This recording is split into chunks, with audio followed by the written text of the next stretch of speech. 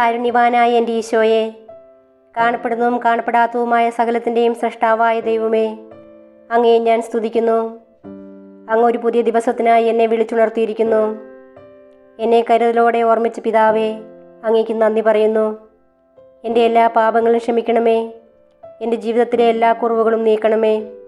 ശുദ്ധമായ ഹൃദയവും കളങ്കമില്ലാത്ത ആത്മാവോടും കൂടി ഞാൻ ഇന്നായിരിക്കട്ടെ. എൻ്റെ മനസ്സിൻ്റെ മുറിവുകളെ സുഖപ്പെടുത്തണമേ. എൻ്റെ ഇന്നലകളിലെ വേദനകളിൽ നിന്ന് എന്നെ മോചിപ്പിക്കണമേ. ഞാൻ അങ്ങയെ പൂർണ്ണ ഹൃദയത്തോടെ സ്നേഹിക്കുന്നു. അങ്ങയുടെ വിലയേറിയതും വിശുദ്ധമായ രക്തം എപ്പോഴും എനിക്കും എൻ്റെ ഭവനത്തിനും സംരക്ഷണ വലയം തീർക്കട്ടെ. ഈ ദിവസത്തിൽ ശത്രു എനിക്കായി ഒരുക്കുന്ന എല്ലാ കെണികളും ഭേദിക്കുവാനും അങ്ങയുടെ കാരുണ്യത്തിൻ്റെ അനുഗ്രഹങ്ങൾ സ്പർശിക്കുവാനും എന്നെ അനുവദിക്കണമേ.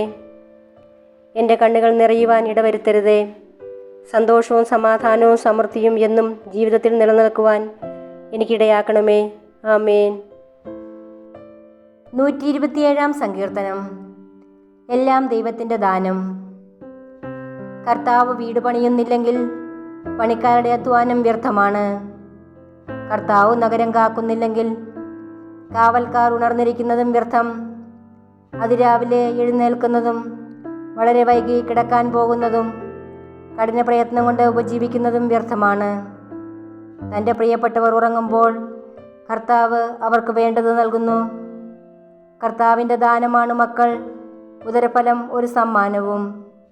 യൗവനത്തിൽ ജനിക്കുന്ന മക്കൾ യുദ്ധവീരൻ്റെ കയ്യിലെ അസ്ത്രങ്ങൾ പോലെയാണ്.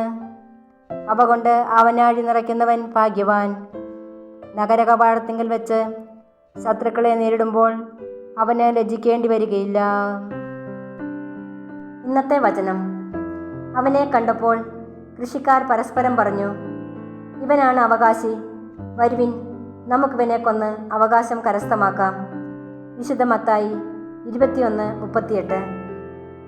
മറ്റുള്ളവരെ വേദനിപ്പിച്ച് കൈവരിക്കുന്ന നേട്ടങ്ങൾ നമ്മുടെ നാശത്തിന് കാരണമാകുമെന്ന് ഈ വചനം നമ്മെ ഓർമ്മിപ്പിക്കുന്നു. പ്രായമത്രയായാലും ആർത്തിക്ക് അന്തമില്ല എന്നതാണ് പരമാർത്ഥം. മണ്ണിനു വേണ്ടി മത്സരിക്കുമ്പോൾ മറന്നുപോകരുത് മണ്ണിലേക്ക് നമ്മെ അയച്ചവനെ. ജീവിതയാത്രയിൽ അത്യാഗ്രഹം വെടിയാനും ആഗ്രഹങ്ങൾക്ക് കടിഞ്ഞാണിടുവാനും ക്രൂശനായ കർത്താവെ, എന്നെയും സഹായിക്കണമേ.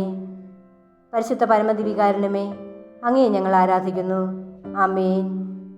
അത്യുന്നതന്റെ മറവിൽ സർവശക്തന്റെ തണലിൽ പാർക്കുന്നവൻ ഭാഗ്യവാൻ, ഭാഗ്യവാൻ. എന്റെ സംഗീതവും കോട്ടയും ഞാൻ ആശ്രയിക്കും ദൈവവും നീ മാത്രമെന്നു കർത്താവോടേറ്റു ചൊല്ലിടും, അവനേറ്റു ചൊല്ലിടും. അത്യുന്നതന്റെ മറവിൽ സർവശക്തൻ